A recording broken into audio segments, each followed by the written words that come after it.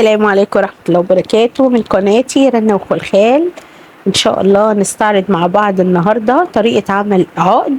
احنا إن شاء الله زي ما احنا عارفين الصيف دخل بقى والأفراح، ربنا يكتر الأفراح عند الناس جميعا يا رب. وهعمل لكم عقد ينفع لأعمار كتير جدا. عقد من اللولي، بسيط وامكانياته بسيطه، خاماته بسيطه، فان شاء الله باذن الله يعجبكم.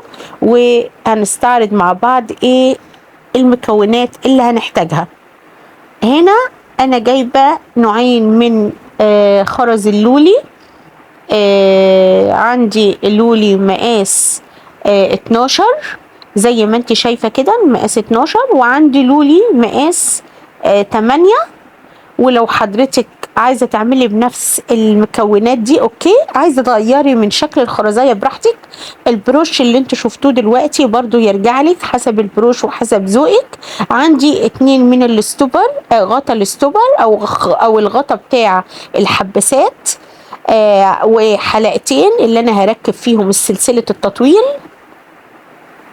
وطبعا اي عقد بتعمليه بيبقى له سلسله تطويل علشان تعملي العقد بالطول، تتحكمي في العقد بالطول اللي انت عايزاه. طبعا سلسله التطويل دي لازم تكون سلسله متينه علشان العقد ما يفكش منك او السلسله ما تتقطعش وانت لابسه العقد. طبعا هنجيب الاستوبر، والاستوبر دوت يعني الحباسات زي ما انتم شايفين كده الصغيره قوي دي حباسات اللي انا بقفل عليها الخيط عشان ما يتقطعش، طرفين الخيط عشان ما يتقطعوش، وهوريكم انا بستخدمها ازاي. وكمان عندي استخدام الادوات زي ما احنا عارفين، عندنا القصافه وعندنا البرامه وعندي خيط نايلون. انا هنا هستخدم خيط نايلون، حضرتك لو عايزه تستخدمي الواير مفيش مشكله، بس انا بصراحه بحب اتعامل بخيط النايلون احسن من الواير، وده من وجهه نظري الشخصيه، عشان الواير بيبقى شادد كده او واقف كده بالخرزايه، مش مخليها طريه ومرتخيه. هنا هجيب من الخيط قطعتين من الخيط النايلون، القطعتين متساويين، يعني قولي مثلا ايه نص متر من كل اتجاه.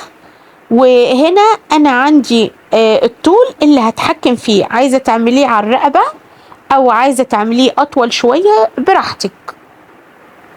طبعا انا هنا عندي الدلايه ليها فتحتين من الجنبين اللي هشبك فيها الخرز، فكل فتحه حطيت فيها حلقه من المعدن.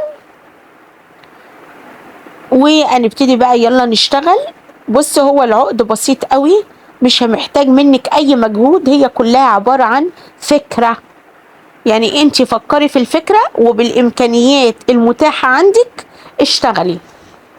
طبعا لو انت عايزاه كارير ليكي، هتبقى اضافة حلوة قوي لحضرتك.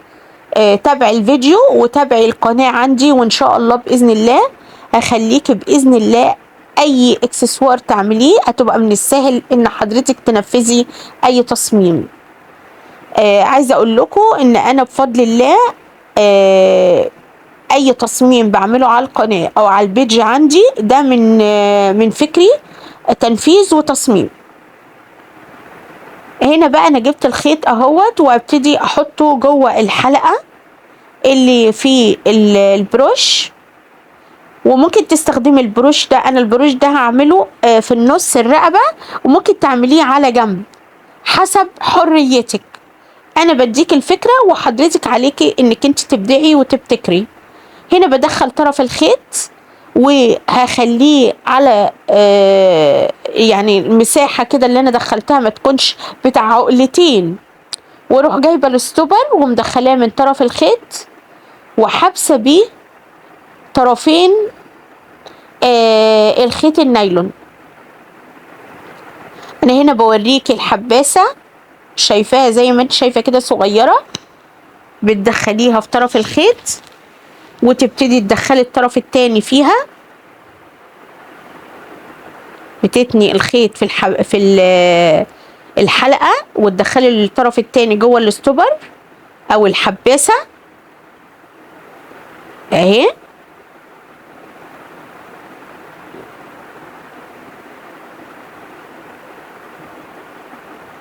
هي فتحتها ضيقة. وبتجيبي البنسة، وعايزة اقولك الحباسة لما تدخليها ما تزنقهاش للحلقة قوي، علشان تخلي البروش مع العقد حر الحركة شوية، ما يبقاش شادد كده. اهي هتسيبي مساحة بسيطة بسيطة خالص، يعني اقل من ربع سنتي كمان، وتروحي قافلة بالبنسة. وحاولي تكون الأداة اللي انت بتضغطي عليها ما تكونش من جوه مشرشرة او فيها زي خطوط كده هوت، لازم تكون ملساء ناعمة علشان ما تجرحش المعدن اللي حضرتك بتتعاملي معاه، عشان شغلك يكون نظيف. انت هنا بتعملي شغل لازم تكوني بروفيشنال في التشطيب. طبعا الفكرة متوفرة والخامات عندك، يبقى لازم تشطبي بطريقة مميزة، علشان لما يبقى شغلك العميل ياخده. هو ده التشطيب، هو اللي بيخلي العميل يبدي رأيه في شغلك. زي اهو هنضغط هنا هوت على الحباسة او الستوبر، هنضغط من الطرفين او من الجنبين عشان نتأكد، لان الستوبر رغم ان هو رفيع، فانت ممكن تكوني بتقفلي على الفاضي، فتيجي بعد كده تحطي الخرز يفك منك. لا، انت بتقفلي من الاتجاهين عشان تتأكدي ان انت قفلتي على طرفين الخيط. تمام كده، تمام، قفلنا على طرفين الخيط. طيب احنا هنا بصي، انا ما قطعتش الطرف القصير، انا ما قطعتش الخيط بتاعه، لان انا ممكن لما اجي اقطعه ابص الاقي ايدي جت لمسافة من الخيط خليته يفلت. لا، انا الحتة اللي باقية دي اخليها جوه الخرزاية نفسها.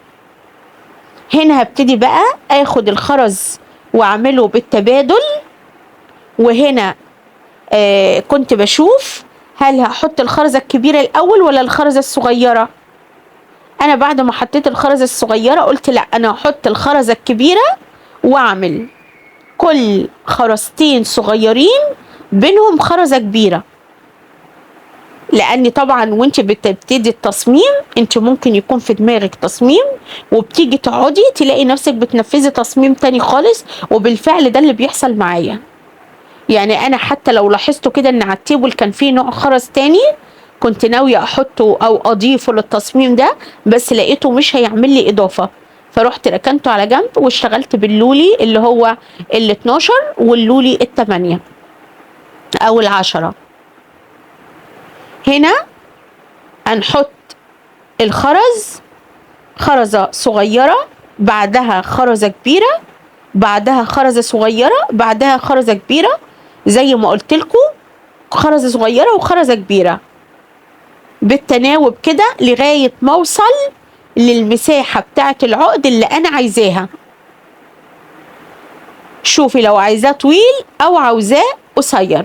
انا هعمل العقد دوت على الرقبة، لان ده طلب العميل ان العقد بتاعها عايزاه على الرقبة، بس بصراحة سابت لي حرية التصميم وحرية نوع او الخامات، شكل الخامات اللي انا هجيبها. اهي عايزه اقول لكم البروش دوت على الطبيعه شيك قوي وجميل جدا. اهم حاجه وحضرتك بتشتري الخامات، اشتري خامات تكون ممتازه، ما تكونش خامات لا تصدي ولا اللي هي تأكسد. تيجي تلبسي العقد لو في معدن تلاقيه معلم على الجلد صدى او سواد. وده طبعا بالنسبه للاكسسوارات الجاهزه، في اكسسوارات جاهزه رخيصه، وانا مش بقلل من قيمه الشيء بس ده الواقع. في اكسسوارات في السوق رخيصه وبيبقى فيها عليها اقبال على اساس ان انت هتجيبي خامات لابسه وخلاص، بس انا شايفه ان كده بيبقى اهدار. لكن انا لو جبت خامات مميزه وخامات كويسه بتديني شكل شيك، والعقد بيبقى شيك في اللبس، زائد ان انا لو جه عليا وقت وزهقت من الشكل اللي هو موجود عليه العقد ممكن اعمل له اعادة تدوير واعمله بشكل تاني من نفس الخامات. هنا هبتدي اعمل العقد، وعلشان اقيسه اشوف طوله تمام او الطول اللي انا عايزاه. ففعلا الطول اللي انا عايزاه اداني 9 خرزات لولي مقاس 12 و9 خرزات لولي مقاس 10. ده بالنسبة للطول اللي انا عايزاه. هنا بقى خلاص انا كده حددت الطول اللي انا عايزاه. هبتدي اجيب الاستوبر واروح حطاه في طرف الخيط. لا، غطا الاستوبر الاول. اجيب غطا الاستوبر الاول وادخله من طرف الخيط، الفتحه ضيقه بتاعته، وانا ما بحبش في الغطا افتح واقفل كتير عشان بيبوظ. وهنا بعد كده رحت جايبه الاستوبر او الحباسه، خلينا اقول الحباسه عشان كلنا نستوعب، واجيب طرف الخيط دوت وارجع في الحباسه تاني من طرف الخيط عشان اعمل عقده. هتقولي لي ليه هتعملي عقده؟ هقول لك اعمل عقده ليه. انا زي ما قلت لكم كده ان غطا الاستوبر دوت ليه فتحتين من فوق اللي بشبك فيه الحلقه، بس ممكن لا قدر الله ممكن الاستوبر دوت يتقطم. لو اتقطم يبقى خلاص كده العقده هيقع مني في الشارع. انما انا بامنه ازاي؟ بامنه بالعقده بتاعه الخيط النايلون دي اللي بعملها اهو. برجع بطرف الخيط جوه الاستوبر عشان اعمل العقده، واروح ضغط عليها بالبنسه، واروح اهو مظبطه الخيط عشان اعمل. حاول ما خليش الخيط مشدود قوي علشان ما يقصفش مني الخيط مع الاستخدام. اسيب كده بتاع مثلا 2 ملي كده في ما بين اخر خرزه وما بين الخيط زي ما انتوا شايفين كده.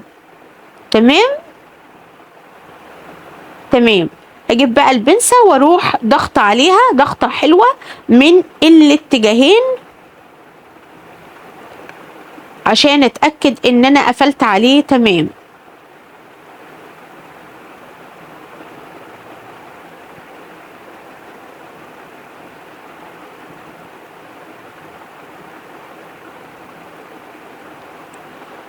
هنا لازم اتاكد من كل حاجه قبل ما اقفل على الاستوبر او اقفل على الحباسه، عشان انا لو حصل اي خطأ في عدد الخرز هضطر اروح قطع الخيط كله تاني وابتدي من جديد. عشان كده لازم نتأكد يا جماعة. الخامات بقت غالية جدا جدا، يعني دلوقتي عشان تعملي عقد بقى بيكلفك الشيء الفلاني خامات، ما بالك انا بقى لو هطلعه العميل. فانا دلوقتي بقيت اقلل من النسبة اللي انا بحطها لنفسي عشان بحط نفسي مكان العميل. اهو شايفين العقده اللي انا بشاور لكم عليها دي؟ هي دي العقده اللي هدخلها جوه حلقه الحباسه او اضم عليها الحباسه واروح مدخله الحلقه فيها. العقد بسيط قوي والفكره بسيطه جدا، بس النتيجه مبهره، النتيجه جميله. بصوا بقى، انا طرف الخيط انا مش هقطعه، هوزعه كده جوه الخرز بحيث يأمن لي العقد. يعني أنا كل حاجة بتأمن لي العقد بعملها علشان أدي العميل بتاعي حاجته وأنا مطمنة. أهو بصرف الخيط منه بيدي متانة، وفي نفس الوقت علشان ما أقطعش وهو قصير مع الحركة ممكن يفرط مني الخرز. وما زلت عند رأيي ان اللولي بيتربع على عرش الخرز. شنط، حزمة، سلاسل نضارة، انسيالات، عقاد. اهو انا هقفل كده الاستوبر، المفروض اقفل بالبنسة زي ما انتوا شايفين الكفر عشان خلاص قفلته بقى على الحلقة، وانتوا شايفين اهو حلقة الخيط باينة، او العقدة بتاعة الخيط باينة. ادي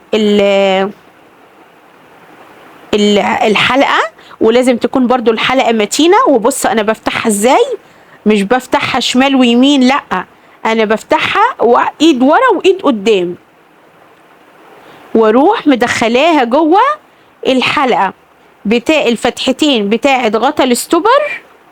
ولو دخلتها في حلقتين غطا الاستوبر بالتالي هتدخل جوه حلقة الخيط النايلون، وكده ابقى انا كده في التمام اهو. واقفل عليها بنفس الطريقة اللي فتحت بيها، ورا وقدام، ايد من ورا وايد من قدام، واضغطهم على بعض واطمن واتاكد ان انا اوكي قفلت الحلقات.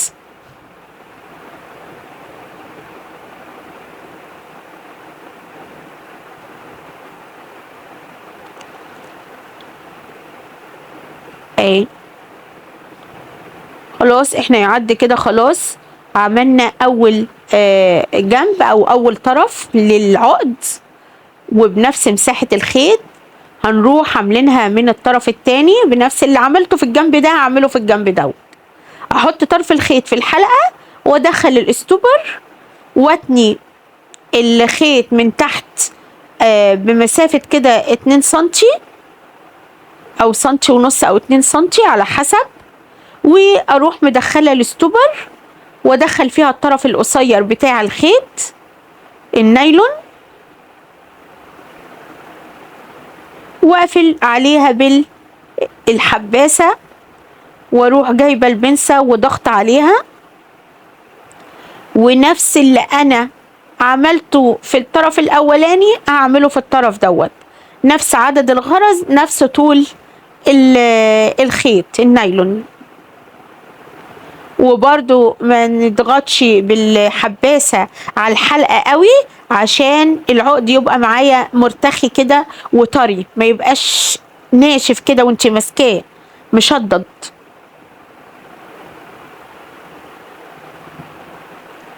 طبعا انا بستعرض لكم الفيديو كأنكم قاعدين معايا بالظبط.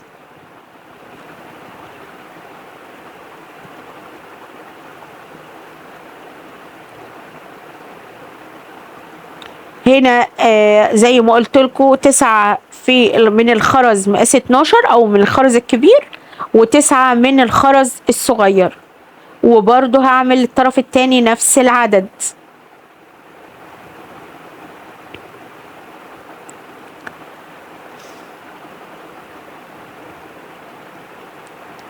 خرزاية صغيرة، وهدخل طرف الخيط اللي من تحت الصغير دوت جوه الخرزاية عشان انا مش هقطع الخيط، مش عايزة اقطع الخيط.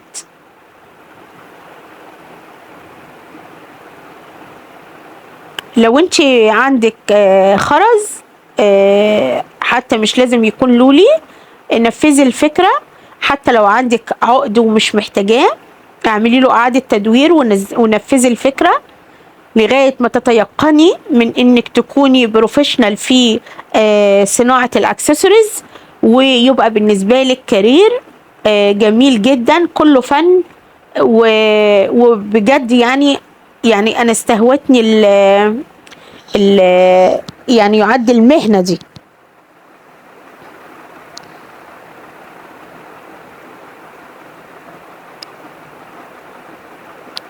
ارجوكوا لو انتوا وصلتوا معايا بالفيديو لغاية هنا ما تنسيش اللايك و تشيروا لي الفيديو، وان شاء الله باذن الله اللي ما اشتركش في القناه من فضلكم اشتركوا، هتستفادوا كتير. وباذن الله فعلوا زر الجرس علشان الاشعارات توصل لكل اصدقائي على القناه. وعايزه اشكركم على تفاعلكم على القناه، واشكركم لكلامكم الجميل اللي بتبعتهولي، ممتنه ليكم.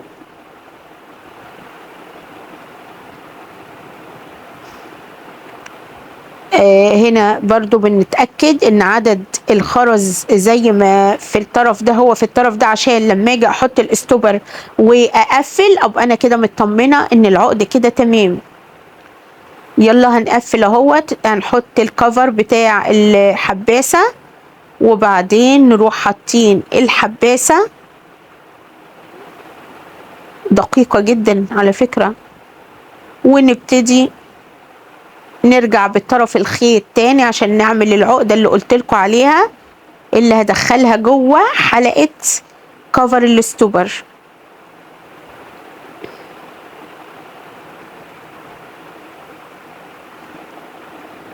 يا ريت اللي بيعمل لي متابعة او كومنت يكتب لي هو بيتابعني منين. وانا مبسوطة لأصدقاء القناة او متابعين القناة. عندي ما شاء الله من تونس ومن العراق طبعا ومصر طبعا ام الدنيا.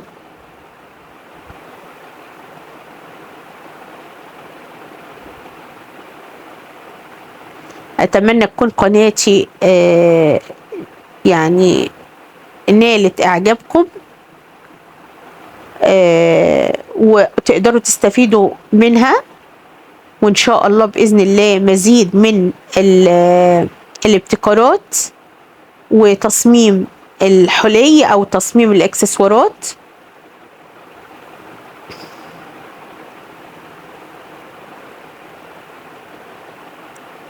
هنا بصرف الخيط في الخرز من جوه علشان ما اقطعش، او بحاول بقدر الامكان ما اقطعش، انما لو في طرف هيبقى بعيد عن الخرزايه مش جوه الخرزايه هقطعه، لسبب علشان لما اجي البس العقد ما يجرحليش في رقبتي.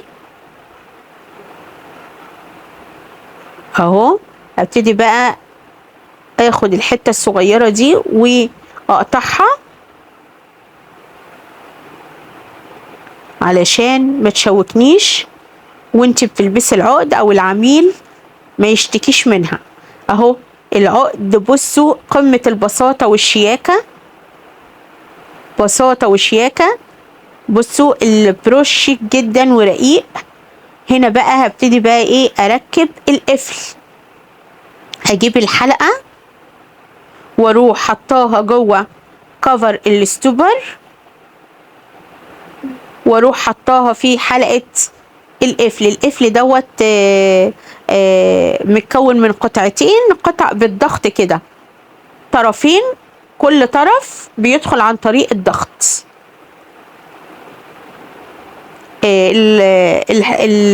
القفل السواريه بيتحط للعقاد السواريه او الانسيالات السواريه، يعني ما ينفعش احطه في عقد عادي كاجوال. انا بس هنا بظبط علشان اعرف ادخل. اهو ده الطرف بتاع العقد، دي الحلقة هدخلها جوه كفر الاستوبر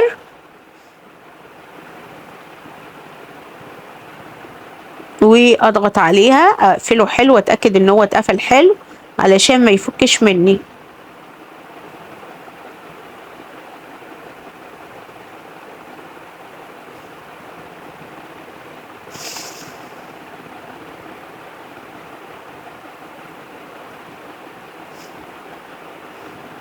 كل ما تبسطي في الديزاينات، بس هي طبعا هي عملية أذواق، لأني بتختلف من شخص للتاني. في حد بيحب البساطة وفي حد بيحب الحاجة تكون فيها ملفتة للأنظار، فبتختلف من شخص للتاني. فأنت لازم تعملي كل الأذواق، ما تنفرديش بذوقك أنت بس، لازم تكوني يعني مرضية في الأذواق كلها.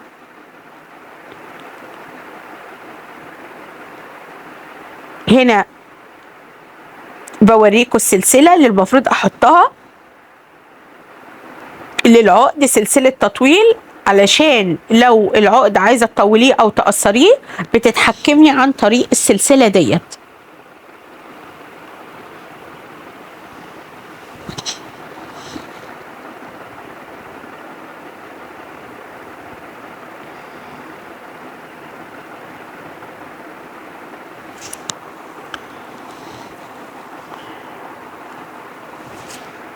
يا رب تكون القناة عندي نالت اعجابكم، والفيديوهات اللي بنزلها لكم ان شاء الله باذن الله تكون عجبتكم واستفدتوا بيها واستفدتوا منها.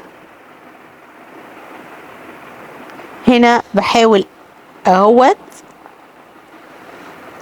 كان القفل طرف فيه كان الفتحة بتاعته ضيقة جدا، فحاولت ادخلها جوه الحلقة، خدت مني مجهود عشان تدخل جوه الحلقة.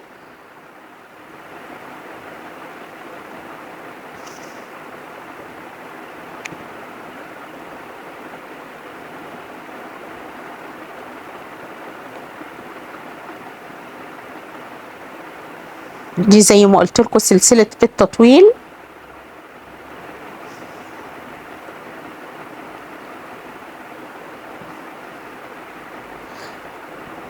انا سلسلة التطويل دي عشان اكون امينة معاكم ما نفعتش مع نظام القفل دوت. القفل ده قفل سواريه بالضغط، فلو كنت حطيت سلسلة التطويل في الطرف ده بتاع القفل ما كانش هيبقى حلو، ففضلت ان تكون يعني لغيت سلسلة التطويل، وخصوصا ان انا عاملة المقاس بالظبط، يعني انا عارفة المقاس وعملته بالظبط. ولكن يفضل طبعا سلسلة تطويل، لان انت لو عاملة عقد عرضاه يعني انك انت عرضاه لحد يشوفه العميل وكده، وما يكونش حد محدد بعينه، فانت برضو مش عارفة المقاس، فسلسلة التطويل بتنفع في كده. انا بحاول اوصل لكم ادق المعلومات علشان لما حضراتكم تتعاملوا في تصميم اي موديل تكون ملمين بكل المعلومات. بصوا شياكة القفل، انا شايفة ان القفل نفسه بجد ينفع لوحده يبقى بروش. يعني انا ممكن اخد فكرة ان اعمل القفل من قدام كأنه هو البروش. بصوا شياكة بجد، طقم على الواقع رائع رائع رائع، يتلبس على بصوا اي ستايل سواريه يتلبس عليه. حتى ممكن لو حضرتك خارجة في مناسبة اخر النهار، العقد في منتهى الشياكة، بسيط، مكوناته بسيطة، ولكن يعني حاولي تنقي الخامات، حاولي يعني أنا مش عارفة اقول، عايزة اقولك يعني ما تسترخصيش في الخامات، لان الحاجة ما تكون بسيطة وقيمة بيبان عليها شكلها قوي. فأتمنى يكون التصميم عجبكم والفكرة وصلتكم، وما تنسوش من فضلكم لايك وشير وفعلوا زر الجرس، وإن شاء الله بإذن الله مزيد من الفيديوهات. ويا رب إن شاء الله يكون نول إعجابكم، وإلى فيديو آخر إن شاء الله من قناتي رنة وخلخال.